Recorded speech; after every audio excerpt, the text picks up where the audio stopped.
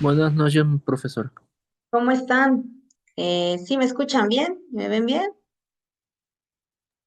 Sí, profesor. Muy bien, gracias, gracias. ¿Cómo vamos con las actividades que vamos a desarrollar? ¿Ya avanzaron? Em, ¿Hay alguna duda? ¿El video tiene algún límite de duración? Em, Como sugerencia, se les pide que como máximo tenga una duración de 15 minutos. Esto por cuestiones de que luego tienen problemas a la hora de cargarlo. Luego me han hecho de mi conocimiento que se les hace muy complicado la carga, que porque el internet no está muy eficiente y entonces para evitarles ese problema. Sin embargo, si alguien de ustedes tiene facilidad de palabra y quiere hacer uso de más de 15 minutos, más de 10 minutos, adelante, sin problema, siempre y Gracias, cuando maestra. aborde los temas que se le esté indicando y no queden sin ser explicados. Gracias. Muy bien. Nati, ¿cómo vamos?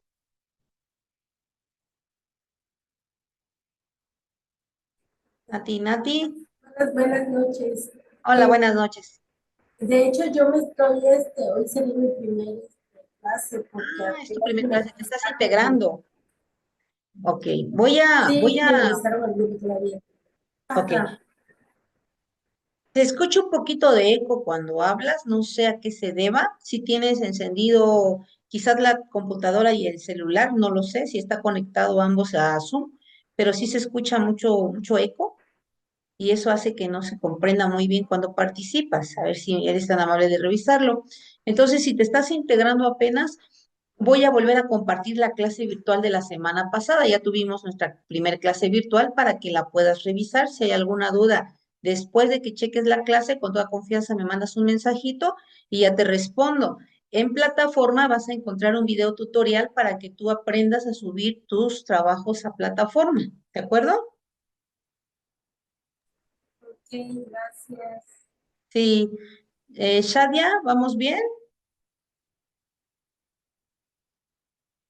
Buenas noches, maestra. Bueno, Todavía voy a empezar a realizar las actividades. muy bien, perfecto, sin problema alguno. Bueno, el día de hoy vamos a hablar acerca de dos temas importantes, que pareciera que son lo mismo, sin embargo, tienen una marcada diferencia. Nuestra materia, ¿sí saben cómo se llama? Vamos a recordar cuál es el título de la materia. ¿Sí lo revisaron? Sí, es técnicas e instrumentos de evaluación, profesor. Perdón. Técnicas e instrumentos de evaluación. Para empezar, ¿qué diferencia hay entre una técnica y un instrumento de evaluación? ¿O qué es una técnica y qué es un instrumento? En el chat podemos iniciar compartiendo las definiciones o lo que consideramos, ¿sí? ¿Qué es una técnica y qué es un instrumento de evaluación? ¿Me escucha? Sí, adelante. Bueno, creo que, bueno, yo entiendo una técnica es como una serie de pasos, como que algo que se deba de seguir. Y como tal, el instrumento puede ser como que algún medio o un recurso. O sea, prácticamente esa es la diferencia. Sí van de la mano porque pues para poder llevar a cabo lo que son las técnicas, pues tienen que emplear estos instrumentos, estos medios o recursos. Ujú, muy bien. Nati, ¿qué es una técnica y qué es un instrumento de evaluación? Bueno, una técnica viene siendo algo que ya está instrumentado, hay pasos a seguir, ya hay como una regla, cuando aplicamos una técnica va por pasos. Y un instrumento, es técnica, ¿verdad? Y instrumento, un instrumento, igual diría el maestro, va relacionado, pero un instrumento tiende a cambiar. Si yo en algún momento considero que no va, yo lo puedo modificar, pero la técnica no, porque ya va secuenciada, ya lleva pasos. Ujú, bueno, Vamos a ver, Shadia, ¿qué es una técnica y qué es un instrumento de evaluación?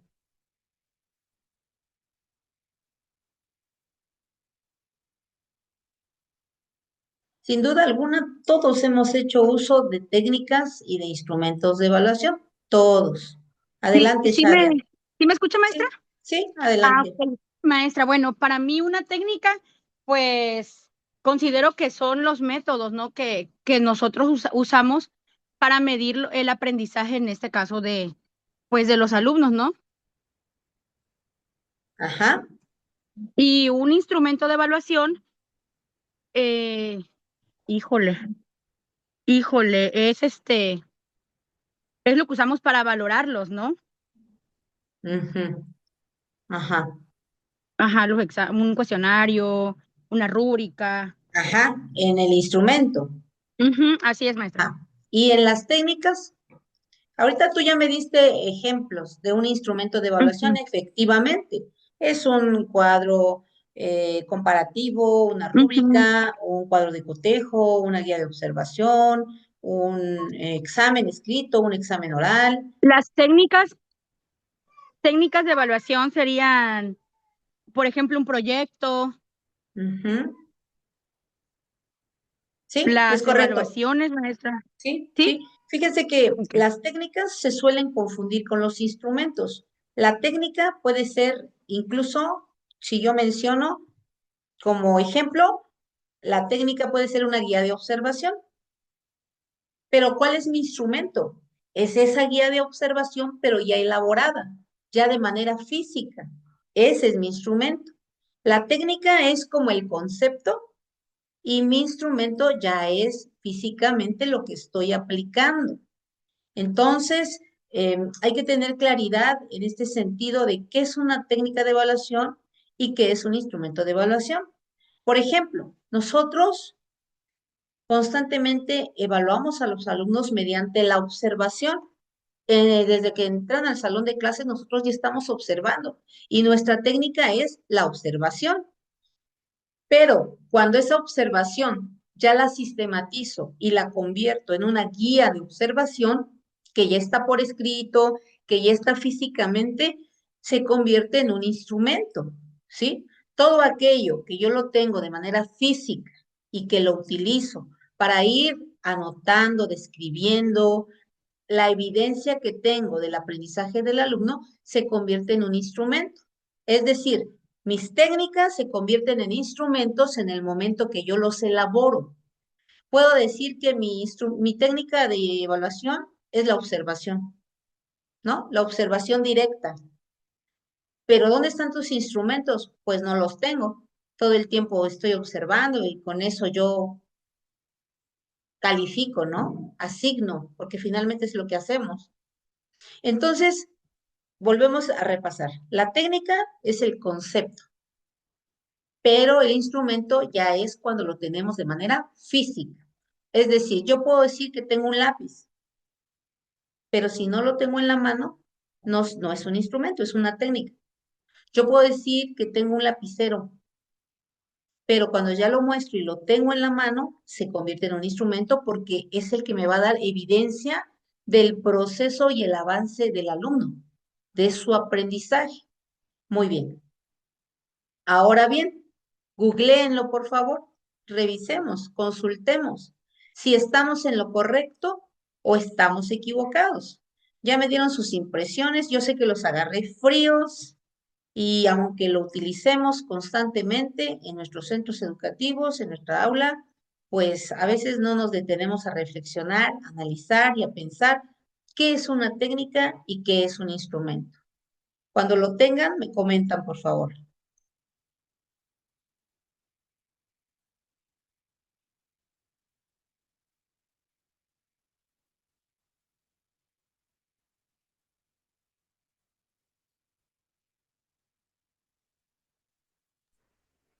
Bueno, aquí ya en la investigación dice, la técnica es un instrumento de estrategia general para obtener información. Nati, me vas a tener que escribir porque fíjate que no se escucha bien. No sé si no está bien conectado tu dispositivo o tu micrófono, no sé qué sea, pero se escucha, te escuchas muy lejos, pero muy lejos, apenitas te escuchas. A diferencia de tus compañeros, si eres tan amable, escríbemelo en el chat, por favor, lo más sintetizado que puedas.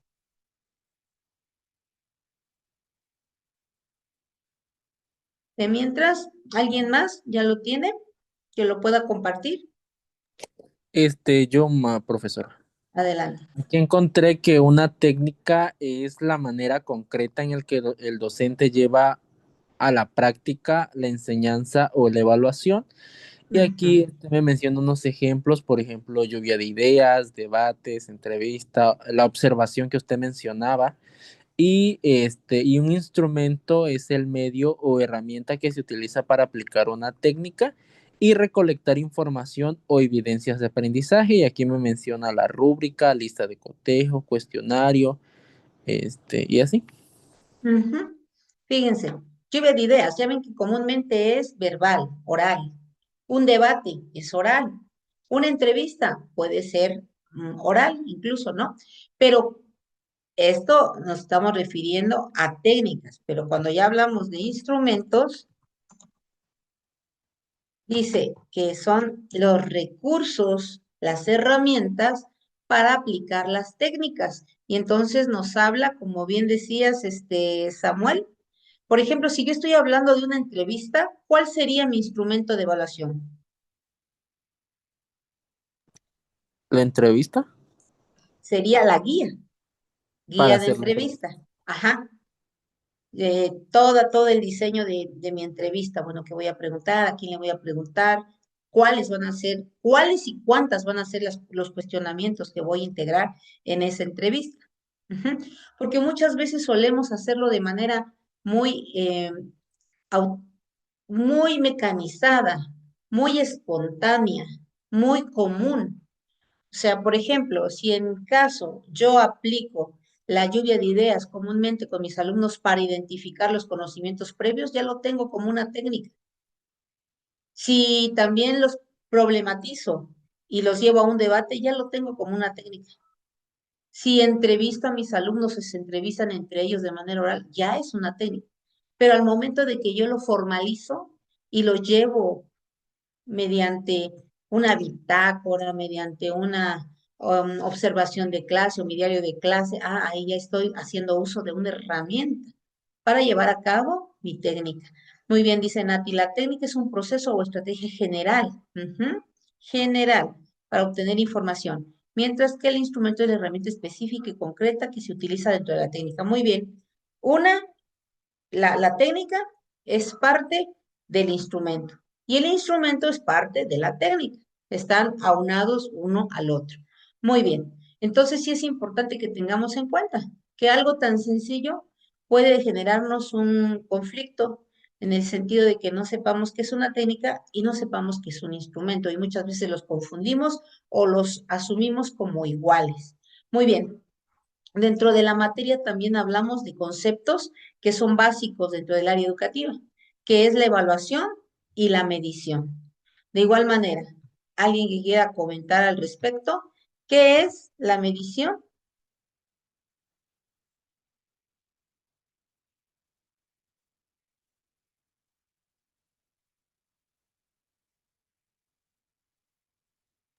¿Me escucha?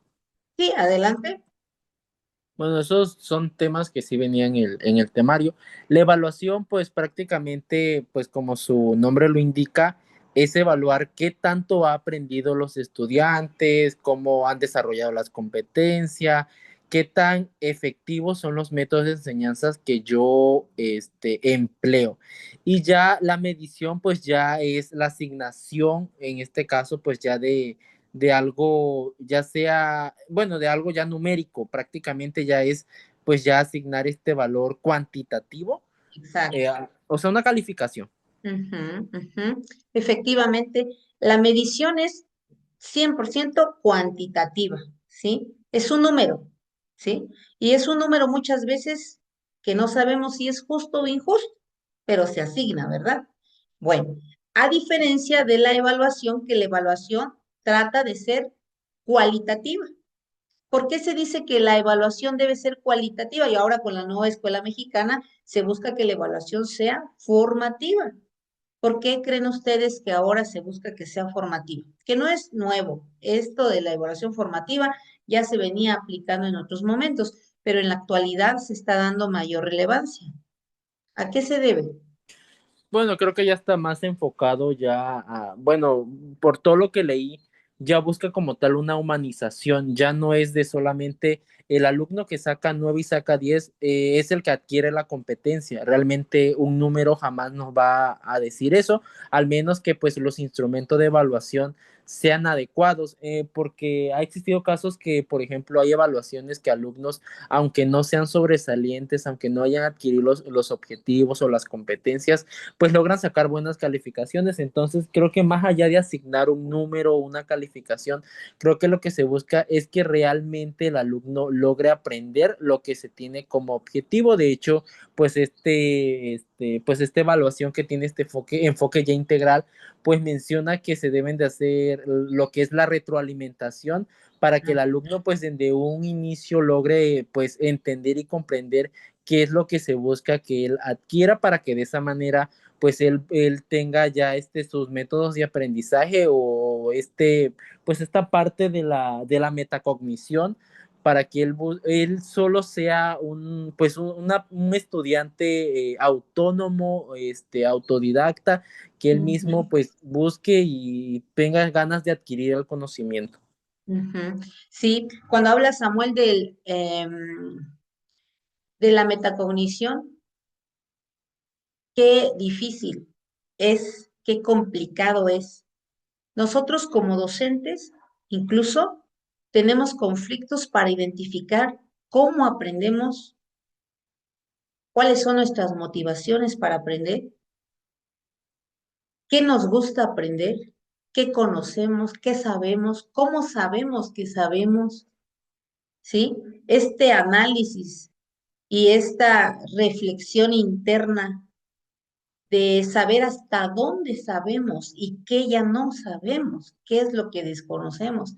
Esto es importante, pero para lograr esto o para tratar de incidir en el aprendizaje del alumno, también nosotros los docentes tenemos que reconocernos como conocedores, pero que también tenemos un límite. ¿En qué sentido me refiero al límite? El conocimiento es universal y no es limitado. El conocimiento es muy vasto. Me refiero al límite porque hay cosas que conocemos y hay cosas que desconocemos y que no nos damos la oportunidad de aprender, que ya nos hemos conformado y con lo que sabemos es suficiente y es mucho. Entonces, sí es importante que nosotros reflexionemos acerca de qué hacemos con nuestros alumnos. ¿Medimos? ¿Seguimos en la práctica de la escuela tradicional de únicamente mediante un examen escrito, mediante su conducta, mediante su participación en equipo, mediante su participación individual, le asignamos una calificación y esa es una medición? A diferencia de tomar en cuenta sus áreas de desarrollo. Ahora se habla de que la nueva escuela mexicana nos dice que tenemos que buscar que el alumno tenga un desarrollo integral y que tiene un enfoque humanista. ¿Y por qué dice que tiende a buscar el desarrollo integral del alumno? Porque anteriormente no, fuimos vistos como una mente a la cual hay que saturar de conocimientos porque está en blanco, no conoce, no sabe, hay ignorancia dentro, es lo único que hay, no hay conocimiento.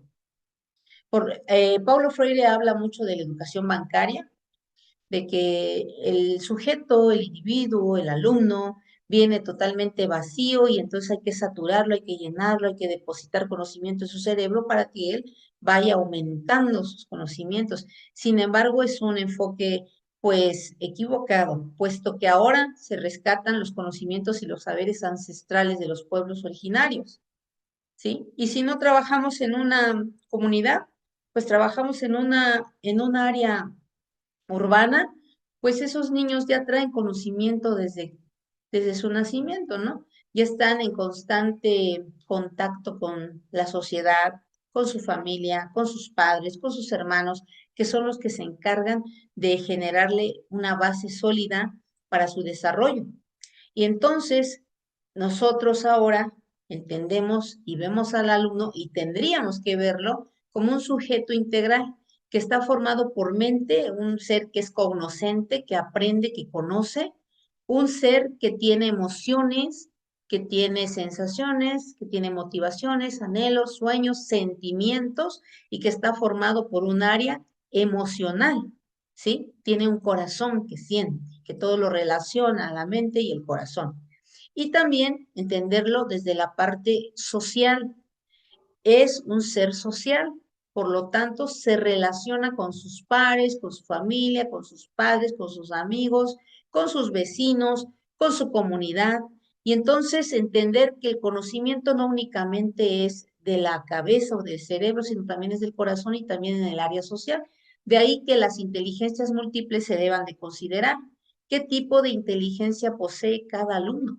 Pero para esto, maestros, maestro Samuel, maestra Nati, maestra Shadia, ustedes saben cuál es su tipo de inteligencia, cuáles son sus habilidades, cuáles son sus áreas de fortaleza, sus áreas de debilidad, cuáles son las amenazas que poseen como docentes, como seres humanos.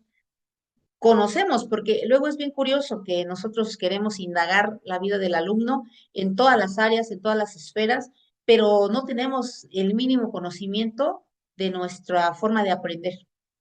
¿Cómo aprendemos? ¿Qué tipo de aprendizaje tenemos? ¿Sí? Si somos auditivos, que es la más común, una de las clasificaciones más comunes del tipo de aprendizaje. Si somos auditivos, si somos kinestésicos, si somos visuales. ¿Qué tipo? ¿Cómo aprendemos? Maestro Samuel, ¿usted sí ha analizado esta manera, esta forma en la que usted puede aprender? Hay muchos tests de aprendizaje, pero bueno, vamos a escuchar al compañero Samuel. Sí, yo soy más de aprender en movimiento. Yo no me gusta estar sentado. Yo, por ¿Te ejemplo, aburre aquí? ah, o sea, ahorita me acuesto, me siento, camino porque es mi Ajá, manera de aprender y eso me he dado claro. cuenta yo que es mi manera de aprender. Igual, por ejemplo, yo no puedo, yo quito toda distracción porque yo agarro un teléfono y ahí se me va media hora, ahí se me va una hora. Entonces yo lo que hago, por ejemplo, cuando voy a estudiar, hago un resumen en mi libreta. Hago todo el resumen, todo lo que voy a estudiar y lleno mi libreta. Entonces yo cuando voy a estudiar coloco un vaso de agua y ahí me ando caminando en todo el cuarto. Ando caminando, vengo, voy y así, y de preferencia estudio, por ejemplo, después de comer, porque así mientras estudio, pues la comida se está digiriendo y entonces yo ya encontré mi manera de aprender y Ajá, se que no haya conoce. ruido en mi entorno. O sea, si está vas a estar Ujú. bajito con el sonido porque sí, como que soy mucho de distraerme. Entonces, sí, yo ya ubiqué mi manera de aprender y yo soy muy autodidacta. Por ejemplo, a mí usted me puede estar explicando en una pizarra todo, pero yo después de que ya termina la explicación, ya yo investigo el tema por mi cuenta y yo ya de mi cuenta ya pues hago los resúmenes y ya busqué mi manera propia de aprender y se me ha facilitado mucho porque yo sé que ahora, pues las nuevas generaciones, pues, por ejemplo, ahora a mí me ha gustado mucho estas materias porque si me mandan a hacer videos, me mandan a hacer infografía y la parte de diseño también me gusta mucho, pero mayormente me habían tocado profesores, por ejemplo, de que me toca, el maestro expone todos los temas. Entonces a mí se me facilitaba mucho esa parte porque el maestro, yo decía, ¿qué tema va a haber? Está por lo estudio con tiempo y el maestro solamente me reafirma y ya con eso, pero sí es mi forma de aprender es como más kinestésica. Ajá, sí, es usted kinestésico, necesita movimiento, se aburre si no hay movimiento. Ajá, y qué interesante porque dice, soy autónomo y mm, se me fue la palabra, o sea, aprende solita, autodidacta. O sea, es una gran ventaja en estos tiempos y en los anteriores también. No se queda con lo que le dan. Usted investiga por su parte y eso es muy interesante y necesario en estos tiempos. Muy necesario. Muy bien, Samuel, sí se conoce bastante. Nati, usted escríbame en el chat, por favor, porque no le escucho muy bien. Y entonces nos vamos a entender más en el chat.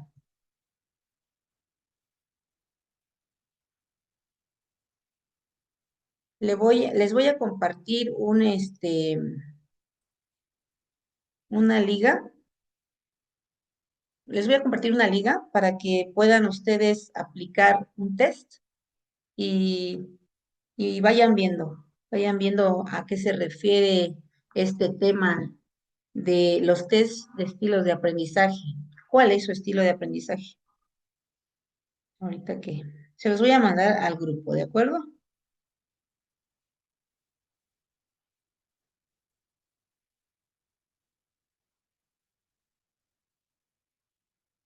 Ahí está.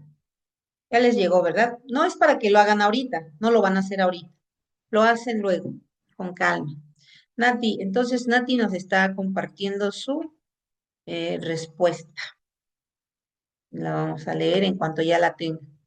Shadia, en tu caso, Shadia, ¿sí te has puesto a analizar cómo aprendes, cómo te gusta aprender, cómo se te facilita el aprendizaje? Sí, maestra, fíjese que yo comparto con el compañero, creo que es el maestro Samuel. Sí, Sí. de igual manera, bueno, yo, por ejemplo, estoy aquí y de repente, ya me estoy parando o ya, no me gusta mucho como que quedarme sentada tampoco. Entonces, siento que tengo que estarme como que moviendo. Bueno, yo creo que yo aprendo de esa manera. O sea, sin embargo, puedo estar haciendo alguna otra cosa y aún así puedo estar prestando atención a lo que se nos está diciendo. Considero que también suelo ser auditiva, ¿no? Auditiva. A veces parece que como que no estoy prestando atención, pero sí estoy escuchando lo que se me está diciendo y estoy reteniendo la información. Ok. Y bueno, cuando observamos a los alumnos, también hemos identificado cómo aprenden ellos.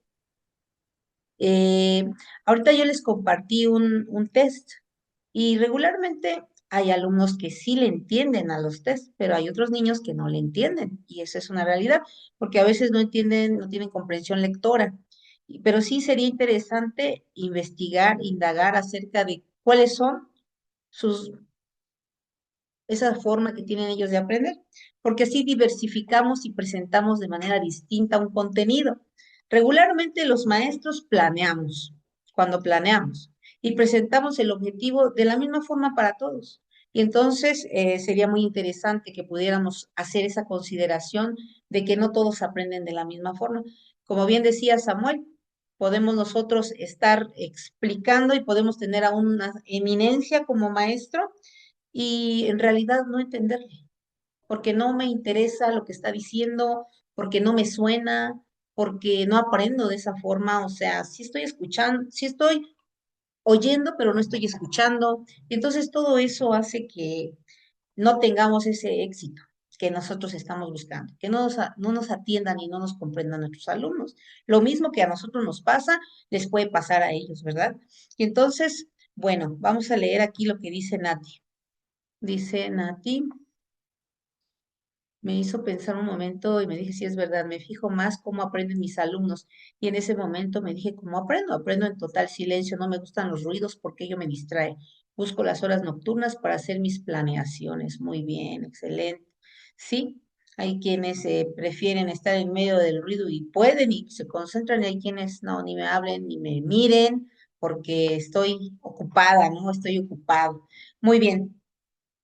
Dentro de las pruebas que nosotros podemos ir aplicando, que son muchas, pruebas, exámenes orales, escritos, técnicas e instrumentos de evaluación, que es amplio, ya mencionaban algunas al principio, pues el docente tiene un papel muy importante. ¿Cuál es el papel del docente en la evaluación docente, en la evaluación de alumnos, maestro educativo, en la evaluación educativa? ¿Cuál será nuestro papel? ¿Cuál es nuestra misión, nuestro propósito dentro de la evaluación? Se dice que el maestro tiene el poder en su pluma, porque es el que asigna un valor. Y que finalmente, aunque nosotros evaluemos, concluimos emitiendo un valor numérico. Asignamos un valor, ya sea un 10, un 9, un 8, y lamentablemente en ocasiones ese número define al alumno, que no debería ser. Sin embargo, sigue definiendo al alumno un promedio. Entonces, ¿cuál es el papel del docente en este tema de la evaluación? ¿Cuál creen? Bueno, no sé si esté en lo correcto, pero siento yo que actualmente el docente, sí, antes se veía como una autoridad, pero siento que ahora ya es como tal un guía que sí, a veces pues nos han metido en la cabeza que los alumnos de excelencia y lo que van a lograr cosas en un futuro, van a ser personas exitosas, son aquellos que obtengan calificaciones de excelencia, pero realmente pues se está viendo en la actualidad que no es así, que ahora si tu hijo ves que le gusta pintar y no le gustan las matemáticas, en lugar de meterlo a un curso de matemáticas, pues sigue haciendo que su habilidad, Ah, pues esas habilidades que tiene, pues se sigan favoreciendo, se sigan incrementando creo fielmente que pues ahora los docentes tienen ese papel fundamental de también como que cambiar ese chip, o sea, hacerles entender a las personas que no necesariamente un alumno que saca 10 en matemática va a llegar a ser un gran ingeniero, va a un gran astronauta, sino también hay que ver esas habilidades que pues ahora la nueva escuela mexicana, el marco curricular común, pues también busca pues que el alumno se desarrolle en todas sus diferentes etapas, al igual que ya hace énfasis a nivel socioemocional, porque un alumno que está bien emocionalmente, pues es un alumno pues que pues va a tener un rendimiento académico alto. ujú, es correcto. Fíjense que la evaluación que nosotros ejercemos o aplicamos o llevamos a cabo en nuestros centros educativos debería de ser lo más justa posible. ¿Qué piensan ustedes acerca de considerar la asistencia como un aspecto de evaluación? ¿Se debe de considerar, sí o no, la asistencia? Para mí no, maestra. Ujú. Samuel. Bueno, es que aquí se influyen pues muchos factores, porque a veces como docentes no sabemos de dónde viaja el niño, o a veces que llueve, Ujú. no sabemos también qué tan complicado es que pues logra asistir a la escuela. Entonces, pues a mi parecer siento que no, pero también es que también aquí influyen muchas cosas, por ejemplo, que una persona ya desde pequeño empiece a ser disciplinado, empiece a ser responsable, pero también pues hay cuestiones familiares o cuestiones externas que pues influyen mucho. Es correcto. Fíjense que ahora con lo de la nueva escuela mexicana que nos pide que todo sea contextualizado, ¿no? Los proyectos deben de contextualizarse, los contenidos se deben contextualizar. Y entonces hay algunas escuelas, algunos centros educativos que presentan ausentismo escolar, inasistencia, incluso abandono, ya no concluyen su educación primaria, secundaria, pues por condiciones adversas. Una de ellas es precisamente que viven muy lejos, los bajos recursos económicos, otro es que no les interesa en definitiva estar en la escuela y entonces pues no están convencidos. Entonces todo eso hace que en algún momento dado tengamos que considerar la asistencia como un punto para que el alumno aumente su calificación porque son las condiciones que tenemos. Qué bueno en esas escuelas en donde el alumno asiste regularmente, que no falta, que para pedir permiso llega el padre de familia, firma un permiso, te lo hace de tu conocimiento, del director, se lo pasan al docente, pero hay lugares, hay comunidades, por ejemplo aquí en los Altos de Chiapas, que los alumnos simplemente no llegan y al otro día te dicen, maestra, no vine porque no pude. Y eso es todo, ese es el gran compromiso de los padres. Y si tú dices, no, pues te voy a poner falta, no les importa, no les interesa. Y por decir un día, pero si bien nos va un día, de lo contrario, maestra, te aviso que no voy a venir una semana a clases. Y tú, no, tiene que venir tu papá y tu mamá, ellos son los responsables de tu educación. No, es que mi papá no puede, mi papá está en Estados Unidos y mi mamá trabaja, no puede, maestra. No, pero tienes que venir, te voy a poner falta. Pues no me importa, maestra, porque pues tengo que irme, tengo que trabajar. Y entonces, si quieres, ponme falta. Pero no puedes faltar tanto tiempo, con 3 faltas tienes baja. Pues entonces me voy a salir. Y entonces son situaciones adversas en donde uno dice, ¿cómo revertir ese peso tan grande que ha cobrado en la sociedad la falta de valoración, la falta de reconocimiento a la escuela? que ahora ya es, bueno, la escuela me sirve para perder el tiempo, porque gano más trabajando, porque si voy a la escuela son puros gastos, que el uniforme, que los útiles, que el gasto diario, y entonces mejor me voy a trabajar y gano poquito, pero gano, ya no estoy generando más gasto en la familia. Entonces son situaciones que sí existen, que sí son reales, que sí están pasando ahora. Y entonces eh, yo les preguntaba, ¿están de acuerdo o no están de acuerdo? Porque ahora sí que cada maestro, cada docente, de acuerdo a su contexto y a las condiciones que presente, va a tener en consideración sí o no. Ajá. Válido el no y válido el sí. ¿Por qué? Porque lo que quiero es abatir el rezago educativo y entonces, bueno, los chicos que vinieron diario, les voy a asignar un punto. ¿Qué les parece en tal materia? Ah, sí, se van a motivar y a lo mejor dejen de faltar los demás. Es un tanto complicado realmente, pero algo se tiene que hacer cuando encontramos situaciones adversas. Muy bien. Entonces, uno de los papeles del docente dentro de la evaluación es aplicar evaluaciones justas. Si hablamos de ser muy justos en la evaluación, ¿cómo debería ser una evaluación? Todos aplicamos una evaluación en determinado momento para iniciar la prueba diagnóstica, ¿sí? De ahí ya vienen las pruebas parciales y las pruebas a fin de trimestre, pero ¿cómo debería ser? ¿Qué características debe tener una evaluación, maestros, maestras? ¿Cómo se debe diseñar? Pues tomando en cuenta pues la diversidad de alumnos que se tiene, no se puede estandarizar un tipo de evaluación cuando pues cada alumno es diferente, entonces creo yo que se deben de tomar en cuenta todos esos aspectos para poder llevar a cabo pues el tipo de evaluación, porque como le mencionaba, si haces una evaluación pues escrita de temas generales, pues un alumno que faltó, un alumno que nunca entregó actividades, pero una noche antes se le ocurre estudiar todo y saca mejor calificación que el que realmente pues sí estuvo todos los días ahí pues batallando.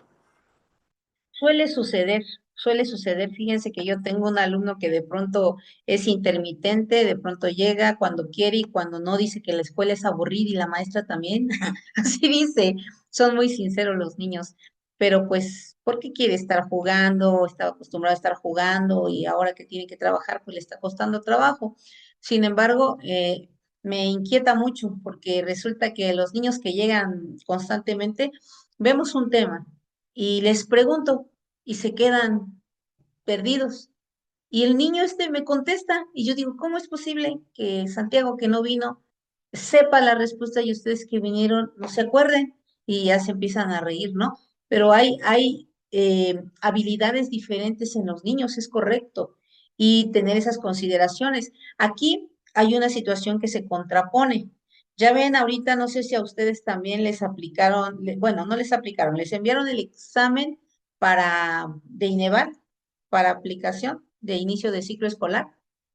No sé si se los enviaron, pero ese es un examen estandarizado que siguen aplicando a nuestros centros educativos. Entonces, es un tanto contradictorio, puesto que nos dice que la nueva escuela mexicana todo es contextualizado, pero a nivel federal, los exámenes, las evaluaciones siguen siendo estandarizadas para todos.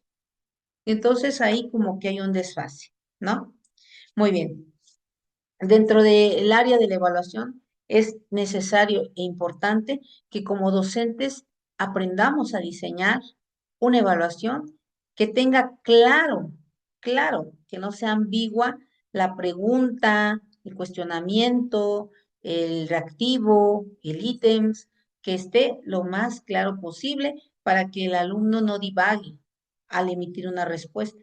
A nosotros nos sucede ahora con este examen de la promoción horizontal, que de pronto vienen preguntas demasiado confusas, demasiado ambiguas, que pareciera que hay dos respuestas, pero no, solo hay una, hay que aprender a discriminar y nos cuesta trabajo.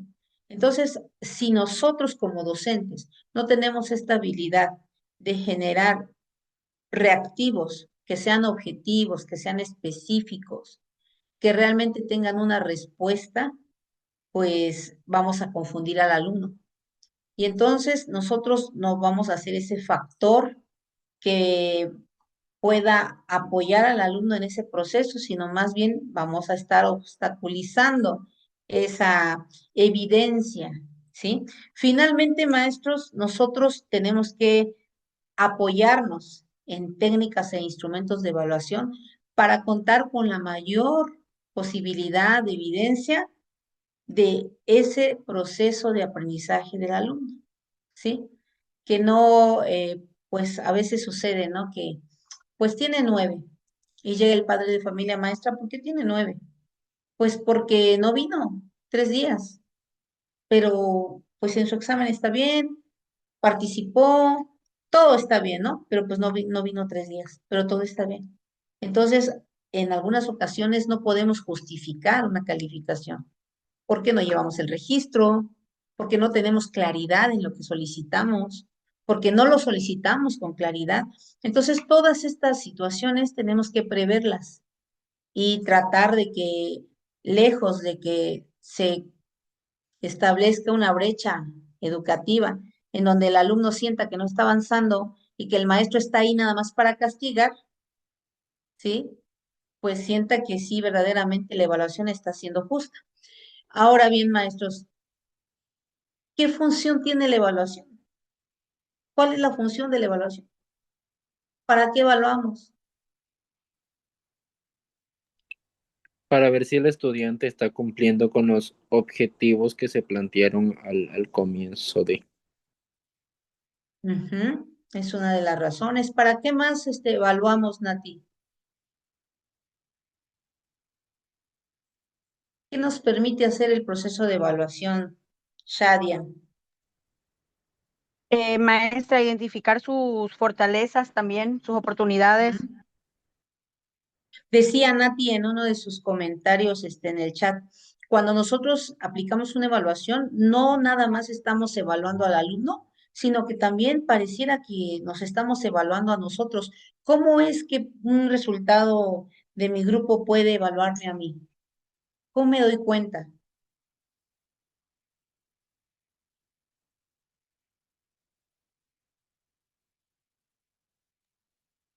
Porque, pues claramente aquí el docente, pues no es que se le eche la culpa, sino por si el alumno no adquiere las competencias, pues básicamente, pues es que algo en la forma de que el alumno adquiere el conocimiento, pues no hubo como tal esa parte de, pues esa comunicación. De hecho, pues lo que se evaluó básicamente en uno de la, creo que es, ay, si no me equivoco, es como que es que el alumno te regrese a ti como docente los conocimientos que así como, como nosotros los docentes le dimos, para que de esta manera nosotros podamos saber si realmente adquirió los conocimientos que pues que prácticamente se le estaba dotando.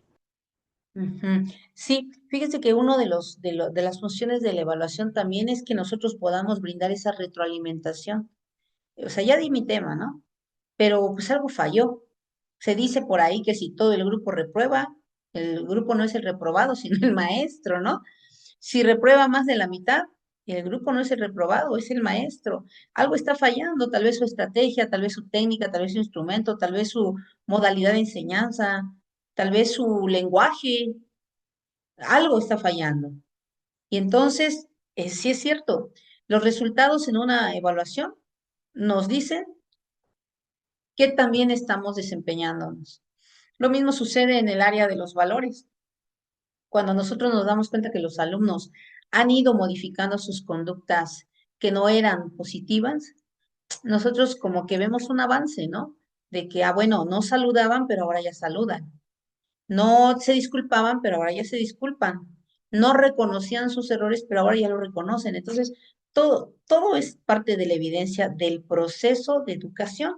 Entonces, bien decía Samuel, es para ir identificando si se alcanzan los objetivos de aprendizaje. Muy bien. Y también para que el maestro dé su retroalimentación. Acuérdense que la evaluación es hacer una pausa, es hacer pausas para reflexionar. Eso es lo que la evaluación nos brinda como docentes. Voy a reflexionar acerca de los resultados que se obtuvieron y voy a tratar de mejorar todo lo que son mis estrategias, mi metodología, mis tiempos, mis recursos, para que yo obtenga un mejor resultado a futuro. Muy bien, dice Nati, la evaluación es un proceso constante. Muy bien, de ahí el nombre de evaluación formativa. Y bien, dice maestro, es mi punto de partida para una retroalimentación constante, es correcto.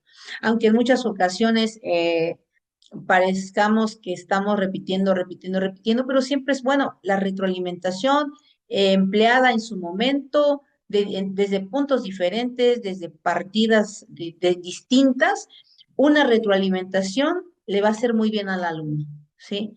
Que no lo demos por visto. Bueno, tema visto y si le entendieron y si no también. Entonces, siempre que el alumno requiera ese momento, ese espacio, ese tiempo de reflexión, de análisis, de retroalimentación, de cuestionamiento, hay que otorgarse con la intención de que de nuestra parte no quede absolutamente nada por hacer. Y como bien han visto ustedes en los campos formativos, ahora en los libros de proyectos incluso ya nos integran los instrumentos de evaluación. Sí han identificado sus instrumentos de evaluación, si los ponen en práctica o emplean otros. Coméntenme, por favor. ¿Y en qué apartado de sus libros lo han encontrado? Si han revisado.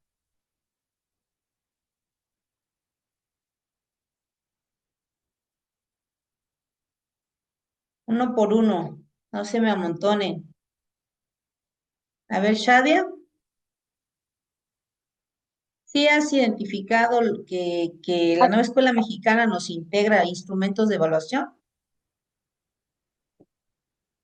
perdón, maestra.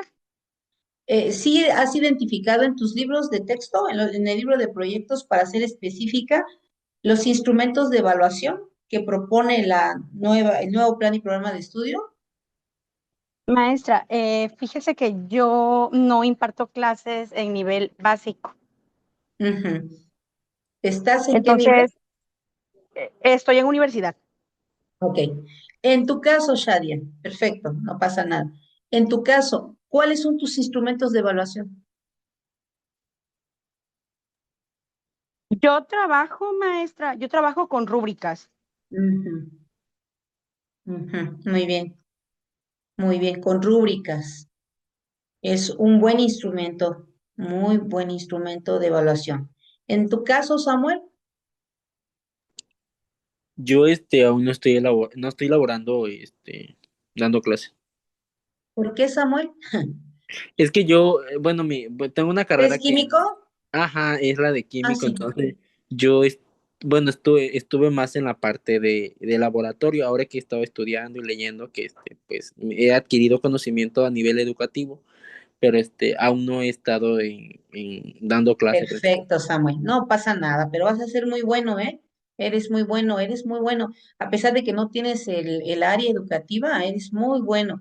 Se nota inmediatamente, se escucha. Shadia, pues sí se nota que ya está en servicio, pues, porque sus participaciones son bastante objetivas. Nati, ¿usted en qué nivel está? Fíjese que el foro lo leo cuando ya casi estamos por terminar, porque como los foros los van abriendo y van participando de manera bastante desfasada, a mí me gusta sentarme a leer cuando ya está todo, por eso no he leído, realmente no he leído, por eso es que no estoy muy enterada de sus vidas, pero sí me acuerdo de Samuel, porque Samuel nos compartió la clase pasada que él es químico, de él sí me acuerdo. Muy bien, primer grado, dice Nati. Ujú. Primer grado, primaria. Ajá.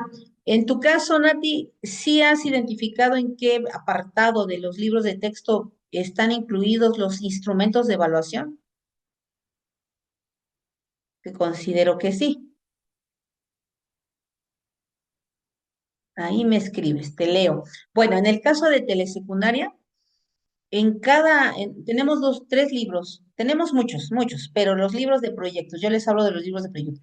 Libros de proyectos, trimestre uno, libro de proyectos 2, trimestre 2, y libro de proyectos 3, trimestre 3. En cada apartado de esos libros de proyectos, ahí viene un instrumento de evaluación por cada proyecto educativo. Y sí, ahí mismo viene, dice Nati, ok, en primaria, perfecto. Ahí tenemos ya nuestros recursos, obviamente que nosotros podemos hacer uso de otros, ¿sí? Porque a mí, por ejemplo, se me hace necesario hacer uso de la observación directa y de vez en cuando elaboro una guía de observación como instrumento para ahí identificar algunos aspectos que son importantes que yo registre porque me están causando alguna situación ahí complicada. Y pues bueno, esta área de la evaluación, de los técnicos, instrumentos de evaluación, es bien importante, miren. Siempre el docente debe dar la información oportuna antes del inicio del ciclo escolar, antes del inicio de la materia, antes del inicio del trimestre, antes de un examen, porque entonces fluye la comunicación. A veces solemos ser un poco egoístas o cerrados en cuanto a la comunicación, y cuando los niños o los jovencitos o los adultos incluso ven su calificación, pues no corresponde a lo que esperaban, no corresponde. ¿Por qué? Porque pues nunca fue notificado, nunca fue informado de cómo iba a ser evaluado. Entonces sí es importante que los alumnos tengan conocimiento de cómo van a ser evaluados y cómo se les va a asignar la calificación. Ujú.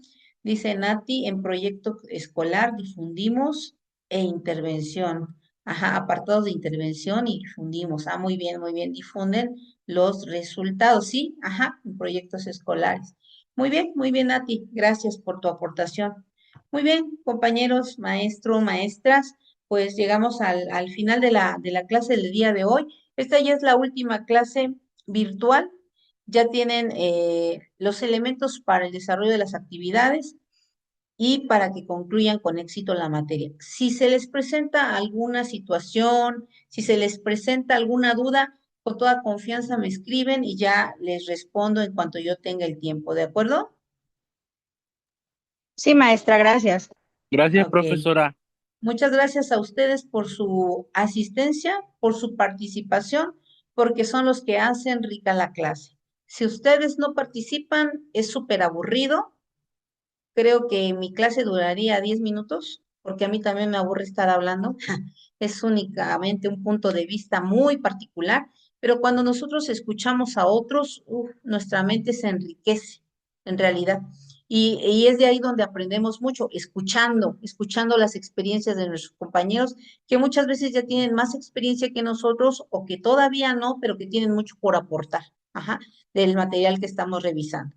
Muy bien, maestros, pues les deseo el mayor de los éxitos en cada una de las áreas de su vida. Les mando un fuerte abrazo con mucho cariño, espero verlos pronto. Cualquier cosa quedo a sus órdenes. Recuerden que la fecha de cierre de la materia es el viernes 24 de octubre. No se vayan a confiar, súbanlo con tiempo para que yo les deje las notas. Y si hay algo que corregir, se corrige y se vuelve a subir de nuevo. ¿De acuerdo? Sí, maestra, muchas gracias. Muy bien. Pues entonces de mi parte es todo. Cuídense mucho. Dios me los bendiga. Que estén muy bien.